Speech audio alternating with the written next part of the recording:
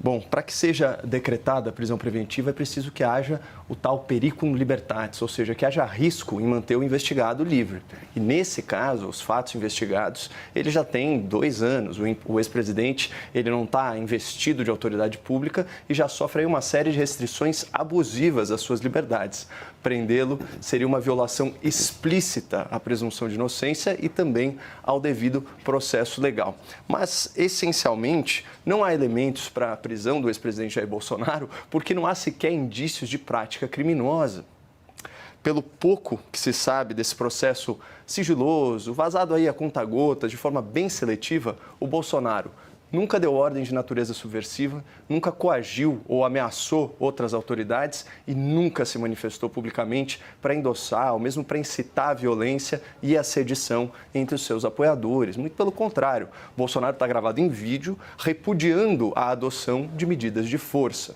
O que nós sabemos é que algumas figuras do entorno do ex-presidente se frustraram com a sua postura conformista a respeito do processo eleitoral e tentaram sim persuadi-lo a tomar ações mais drásticas, o que nunca aconteceu. Tanto que a diplomação, a posse, a transição de poder para o governo petista se deram de forma pacífica, sem envenenamentos, sem enforcamentos em praça pública ou sem assassinatos em série, como sugere o relatório sensacionalista da Polícia Federal. O pior que aconteceu se deu no dia 8 de janeiro de 2023, quando um punhado de vândalos e algumas centenas de manifestantes, inconformados com o resultado oficial das eleições, tiveram acesso facilitado aos prédios dos 3 poderes lá em Brasília, ocuparam esses edifícios por algumas horas. Estavam todos desarmados, desarticulados, sem apoio militar ou apoio popular. E, aparentemente, o Bolsonaro não teve nada a ver com isso. Ele estava fora do país, ele estava hospitalizado e, no mesmo dia, ele se manifestou contra os atos de vandalismo que ele comparou aos frequentes protestos violentos da esquerda.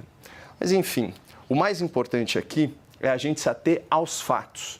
Não houve golpe de Estado, não houve ruptura democrática, não houve violência contra autoridades. Nada disso foi colocado em ação. Ou seja, se houve cogitação, discussão, planejamento ou até preparação de algo desse tipo, nada disso foi levado a cabo e nada disso teve efeito prático. E por isso, a lei penal brasileira não pune esse tipo de conduta.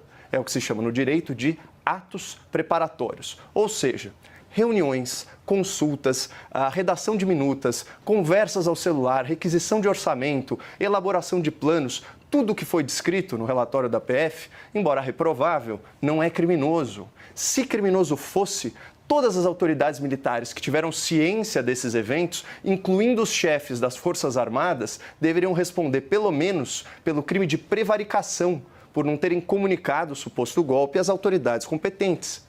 E aí fica a pergunta, se a Polícia Federal tem tanta certeza que estava em curso um golpe de Estado, por que não indiciou o ex-comandante do Exército e o ex-comandante da Aeronáutica por prevaricar?